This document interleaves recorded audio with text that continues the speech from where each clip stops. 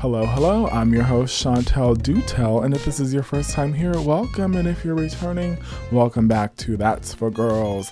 It is Princess Celebration Week, so I thought it would be fun to rank the 12 Disney princesses in preparation for what I hope will be an announcement this week, and hopefully, promo images for all 12 designer princess dolls, fingers crossed. Last week it was confirmed that there will be 12 designs, starting with Princess Jasmine in October from Shop Disney. So I'm really looking forward to that. Unfortunately, I don't think that Elsa and Anna or Raya will be included in this collection, but if everything goes well, hopefully there will be a D23 Expo next year, and we just know Disney Store loves to make things D23 exclusives. Makes it stressful for us, but fun for them. And also, I wish that Princess Kita was going to be indoctrinated. Is that the word? Indoctrinated or whatever it's called, into the princess lineup. It is long overdue. Us fans love Kita. We would love to see her included in this celebration. Fingers are still crossed that we will get a 17-inch collector doll of her this year. And I have to the right of this Kita picture her voice actress, who is Cree Summer, who has voiced so many different characters. But come on, Disney, give Kita her moment, okay? But let's get on to my ranking of the 12 current Disney princesses. First up, we have Aurora from Sleeping Beauty. You can go ahead and read. I put the release date and the voice actress, who animated them.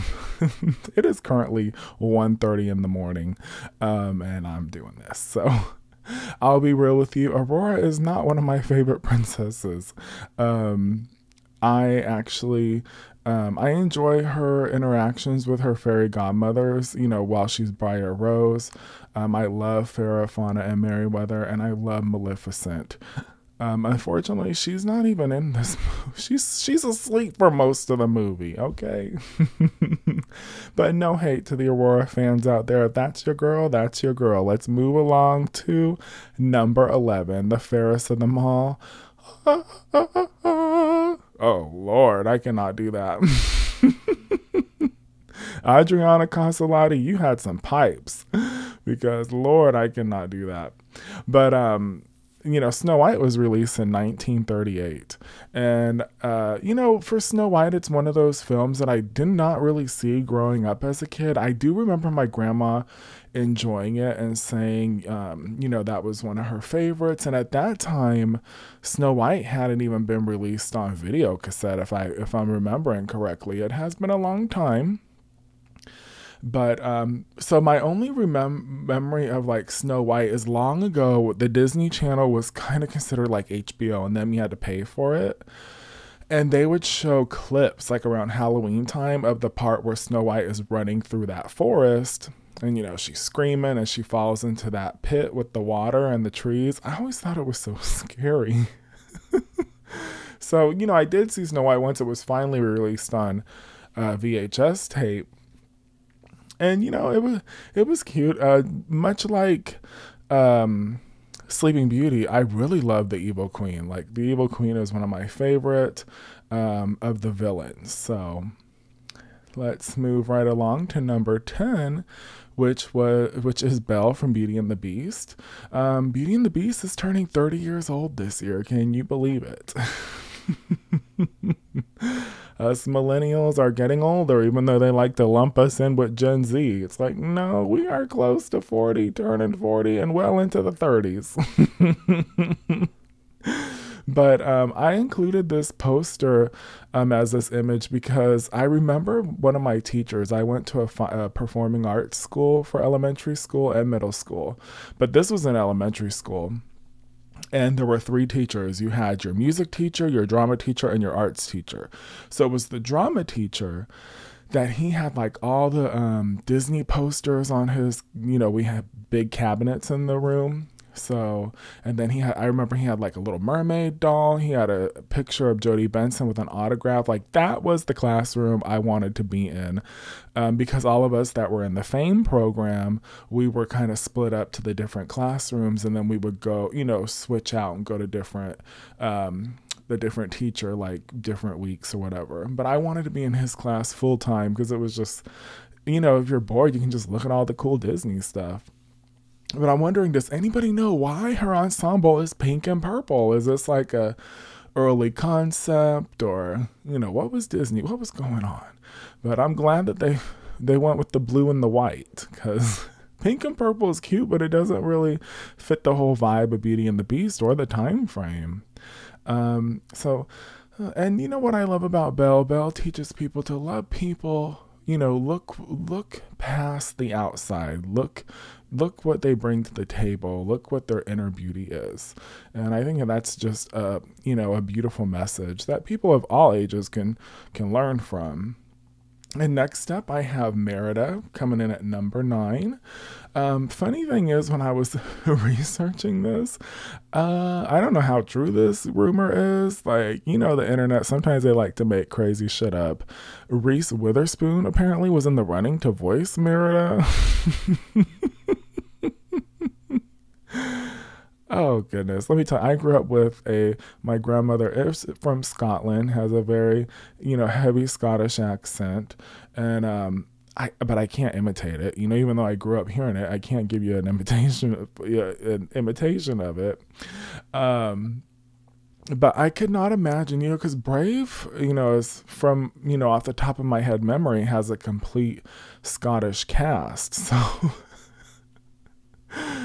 Reese, she's a good actress, but I don't know if she could pull that off. But, what I love about Brave is, it is a story about a mother and a daughter, but it can really apply to any gender. We would go through our ups and downs with parents or parental figures, but you learn to, it's kind of like but when I'm not a parent, so I can't speak from a parental point of view, but, as a kid growing into an adult, you want to be your own person. You don't want someone else's beliefs or their hopes and dreams for you to be pressed onto you to the point that you're unhappy. And I love Brave. It's a really good film. And at number 8 is Ms. Moana. Moana. Moana holds a special place in my heart because the first D23 Expo that I went to was in 2015, and there was a beautiful presentation for Moana. Dwayne Johnson was there, Cavallo was there, hopefully I said her name right, and it was just a beautiful presentation. Lin-Manuel presented some of the music, and we got, I remember the first look seeing Moana, the animation was like, is this real? Like, the water looked real. It was just, technology has improved above and beyond. I remember when we went crazy for Toy Story 1, that was so cutting edge technology, and now we have water that looks like realistic water. Number 7 is Mulan. Of course, if you watch what's that show? Agents of S.H.I.E.L.D., Mandalorian, in the second season, Ming-Na Wen is still in there kicking ass. She's pretty badass in those shows. Lea Salonga provided her singing voice for not only Mulan, but also Jasmine, and I think she did a really great job of not sounding too similar. She is a theater actress, so she has a talent of, changing her voice. And moving to number 6. Number 6, you're probably surprised because honestly, the beginning princesses are so different than what we are used to now. But what I do love about Cinderella is she really does. She presents to me what I wish I could be. Have that goodness, to be kind even when people are being evil to you. But it also is a fine line, okay, girl, are you a pushover? You gotta stick up for yourself. But I do admire the kindness. And in her story, it ended up working out for her. I do love the mice and the birds. I love when they sing Cinderella, Cinderella, we can help our Cinderella. I took a historical class, an animation history class, and when we studied Walt Disney in this era, since there are not really a whole lot of human characters, Cinderella, you're with her most of the movie, and her, wicked family, the wicked mother and the wicked stepsisters. So they had to incorporate these human-like traits in the animals to kind of break up the terror that Cinderella was going through from her family. Number 5 is Princess Jasmine.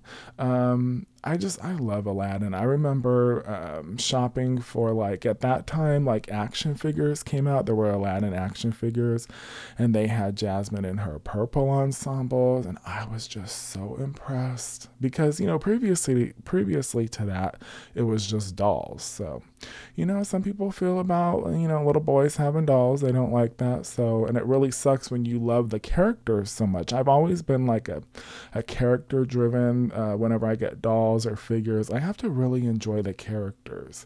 So it was nice that I was able to get the action figures because I wasn't able, if I got dolls, it was every blue moon. I wasn't able to just have a bunch of dolls. Not as a kid. So moving right along, and my cousin would get them, and I would be like, can I open them for you? So I would get to play. Pocahontas is number 4. Came out in 1995. I really remember all the merchandise for Pocahontas just being beautiful, like pastel-y watercolors, lots of pinks and purples and blues.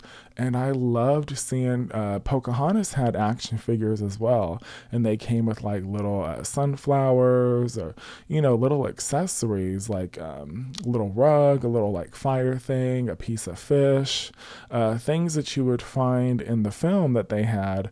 And it was just a fun time. I remember me and my cousin, we could not find Nakoma or Kocoum. And so we went to the Walmart and they had the action figures of Nakoma and Kocoum. And I was like, oh my gosh. And there was someone from my school there. I was so embarrassed. I hid in the aisle. Granted, it was the summer because this came out in the summertime, but still, now I wouldn't. Now I'm a grown adult and I'll squeal with excitement. Number 3 is Ms. Rapunzel from Tangled. I love Mandy Moore. I've always been a fan ever since her Candy Day she had a few Candy songs. Candy, Nothing But Candy in My Pockets. I'm missing you like crazy, Candy. Won't you come to me? Show me who you are, baby. But, and I would be remiss if I do not mention the beautiful lantern scene in Tangled. That was something else. Oh, so beautiful. I want to have a Tangled moment like that, on a beautiful gondola. That's what they're called, gondolas, right? With all those pretty lanterns. And I want a chameleon. All right, let me move on. Next up, number 2 is Tiana. Oh, I love Princess and the Frog. It is just, I am a sucker for hand-drawn animation. I wish that we could still get beautifully hand-drawn animated films. I'm hoping that the TV show that's going to come on Disney Plus for Princess and the Frog, I'm hoping that it is hand-drawn 2D animation. I would love that. And I love Anika Noni Rose. She really is in tune with the fans, and she knows how much Tiana means to so many people, especially being, to me, I thought that Kida was black, so it's like I look at Kida as the first black princess, but for a lot of people, Tiana represents that. Tiana represents that representation for people of color who have not seen themselves in animated films. I mean, this came out in 2009. Snow White came out in the 30s. It's a long time to go without seeing yourself. And also, we have seen a little image, I guess this would be what do they call it? Well, it's concept art, but to get your juices flowing and get you excited, promo, whatever it's called. Again, it's 1:43 a.m. But I'm loving this. She is giving Jungle Cruise realness. Naveen is in the back paddling. We got little critters in the background with instruments. And, we got Lewis. And I really hope that Ray is somewhere in this ride because he is such the heart of Princess and the Frog. Oh, I'm still devastated at what happened to him, but he's with Evangeline. And lastly, my number one. Always and forever, Ariel. Voiced by the amazing Jodie Benson. Little Mermaid just felt, it just meant so much to me because I didn't get to go to the movie theater much as a kid, but my grandma did purchase this video for me, and I remember coming home from school and she had it in my room, and I was just so excited to watch it. And when I'm telling you, when I popped it in the VCR, and I was like, just glued to the TV. I just could not. I was just like, I wanted to be there. I wanted to be Ariel. I wanted to be under the sea. And I didn't want to be where the people are because I'm not really a people person. But I digress. But a lot of people from the queer community really relate to Ariel, and that's why I love Elsa too. A lot of us have felt alienated or felt like we didn't belong, and that is one of the things that as you grow older and become an adult, you do find your tribe of weirdos to let you know, hey, it's not bad out here. We got each other. So that brings me to the end. If you made it to the end, thank you very much. And I want to say thank you to all my new subscribers. And I want you to let me know your ranking of the Disney princesses down in the comments. I would love to see what your choices are. Typically, Elsa is in my top 3. I love Ariel, Tiana, and Elsa. But since Elsa is a queen, she's not included in this. So that's that. So I'll end this video like I end all of my videos. When you paint with all the colors of the rainbow, and as always, have fun doing it. So I'm fingers crossed that we will get 12 promo images of what these princesses are going to look like. I heard it's like the theme is muses or something like that. We'll see. Hopefully it'll be this week. If it is, I will be making a video sharing my thoughts and humble opinions. So until then, sweeties, take care, and I'll see you soon. Bye.